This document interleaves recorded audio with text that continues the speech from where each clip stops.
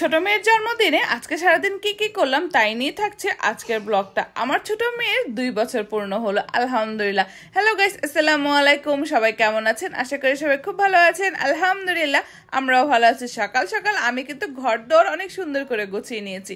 ঘর যদি neat and clean না থাকে তাহলে কিন্তু কোনো কাজে মন বসে না। বাই দ্য ওয়ে, এখন যেটা হচ্ছে আসল কথা, সেখানে চলে এলাম। আজকে আমার মেয়ের বার্থডে, কিন্তু বার্থডে আমি খুব বড় করে করছি না, ফ্যামিলি মেম্বারদের নিয়েই করছি খুব ছোটভাবে, শুধুমাত্র বাচ্চাদের খুশির জন্য কিন্তু বার্থডে পার্টিগুলো করা। আর এদিকে আমি দুপুরে রান্না করছিলাম। দুপুরে রান্নার আগে দেখতেছি এখানে জোনার বাবা 11টার নাস্তা নিয়ে চলে এলো। আমি এখানে মাংস ম্যারিনেট করে আসলাম, যেহেতু আমি আজকে চিন্তা করেছি যে বিরিয়ানি রান্না করব আর আমার মেয়ের জন্য দুরুস রান্না করব। ওকে একটা স্পেশালের বার্থডে খাবার দিব, এটা আমার অনেক দিনের ইচ্ছা ছিল। সো আজকে রান্না করে ফেললাম। এদিকে আমার রান্না বান্না চলতেছে, আমি আর এদিকে কিন্তু দুরুসটা রান্না হয়ে গিয়েছে অলরেডি। পরে যখন সন্ধ্যার দিকে বা রাতে সার্ভ করব তখনই আপনারা দেখতে পারবেন। বিকেল কিন্তু গড়িয়ে এলো, এখন সবাই মিলে বেলুন ফুলানোর জন্য ব্যস্ত হয়ে পড়েছে। খুব বেশি কেউ ছিল না, যা হচ্ছে জুনাইরার নানুই ছিল, আর কেউ ছিল না বার্থডেতে। ওই যে বললাম না, বার্থডে কিন্তু আমি অনেক বড় করে করছি না, বাচ্চার খুশির জন্য জাস্ট একটু সেলিব্রেট করা, এতটুকুই। সো আপনারা সবাই আমার মেয়ের জন্য দোয়া করবেন, আমার মেয়ে যেন খুব ভালো থাকে, অনেক দূর এগিয়ে যেতে পারে। সো ওর বার্থডে ডেকোরেশনও সিম্পল ভাবেই ছিল, যতটুকু ঘরে করা যায় আর কি, ঠিক অতটুকুই ছিল। কেমন হয়েছে সেটাও কিন্তু আপনারা কমেন্ট করে জানাবেন। আপনারা কমেন্ট করলে আমার কিন্তু খুব ভালো লাগে। আপনাদের কমেন্টগুলো আমাকে অনেক উৎসাহিত করে নতুন নতুন ভিডিও বানানোর জন্য। এই হচ্ছে আমার পুচকি সোনার বার্থডে কেক। আরও হচ্ছে বিড়াল অনেক বেশি পছন্দ করে, ওই জন্য ওর বার্থডে থিমটা ছিল বিড়াল রিলেটেড। ও যে কেকটা দেখে এত পরিমাণ খুশি হয়েছে তা আপনারা ভিডিও দেখলেই বুঝতে পারবেন।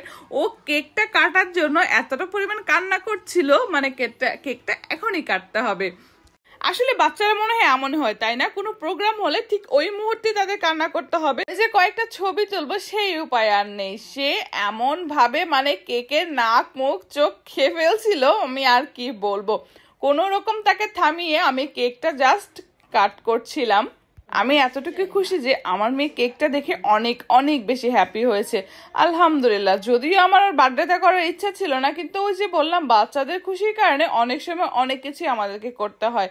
আর সবকিছু পিছনে রেখে বাচ্চাদের খুশির জন্য অবশ্যই আমাদেরকে সামনের দিকে এগিয়ে যেতে হবে। এই দেখেন, এখানে ও কেকটা কাটার জন্য মানে নিজে একা কাটবে, কি পরিমাণ যে কান্না করছিল তা আপনারা অবশ্যই ভিডিও দেখে এখন বুঝতে পারছেন। এখন কি আমি তার ভিডিও শুট করব, নাকি ছবি তুলবো, নাকি কেক কাটবো, কি করব, কেমন এক সিচুয়েশনে পড়ে গিয়েছে। যাক, ফাইনালি আমি এখন ওর কেকটা কাট করব, কিছুই করার নাই। ওকে কোনো রকম আমি সামলাতে পারছিলাম না, মোমবাতিগুলো সে জ্বালাতেই দিবে না, সে কেক কাটিং করবে। অনেক কষ্ট করে শুট টুট করেছি, এত কষ্ট করে একটু আয়োজন করেছি, আর যদি ছবি না তুলি তাহলে কি হয় বলেন তো আপনারা? সবাই কিন্তু আমার বাচ্চাদেরকে দেখে মাশাআল্লাহ বলতে ভুলবেন না, আর ওদের জন্য আপনারা দোয়া করবেন। অনেক কষ্ট করে ফাইনালি ওর কেকটা কাটা হয়ে গিয়েছে। ও কেক খেয়ে দে তো আলহামদুলিল্লাহ, ও অনেক স্যাটিসফাই আর অনেক বেশি খুশি আমার মেয়ে। আর এটা হচ্ছে আমার বড় মেয়ে, ওর জন্য আপনারা সবাই দোয়া করবেন। ও যে কি পরিমাণ কেক লাভার্স মানে তা আমি আপনাদেরকে বলে বুঝাতে পারবো না, অনেক বেশি কেক পছন্দ করে। সো আমার তো সন্ধ্যার পার্টি শেষ। এদিকে হচ্ছে আমি মাংসটা গরম করছিলাম, বিরিয়ানি রান্না করবো আর কি। আমি চালও দিয়ে দিচ্ছি অলরেডি। এই হচ্ছে আমার বিরিয়ানির ফাইনাল লুক। বিরিয়ানিটা খেতে কিন্তু অনেক মজা হয়েছিল। এটা হচ্ছে আমার মেয়ের স্পেশাল বার্থডে ডিনার, ওর জন্য আমি এটা রেডি করেছি অনেক মন থেকে। আলহামদুলিল্লাহ আমার মেয়ে অনেক মন থেকে খেয়েছে, আমার খুব ভালো লেগেছে।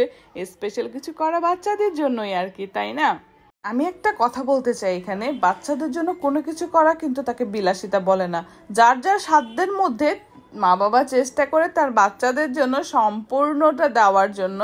আলহামদুলিল্লাহ আমিও চেষ্টা করি আমার বাচ্চাদের জন্য সব কিছু করার।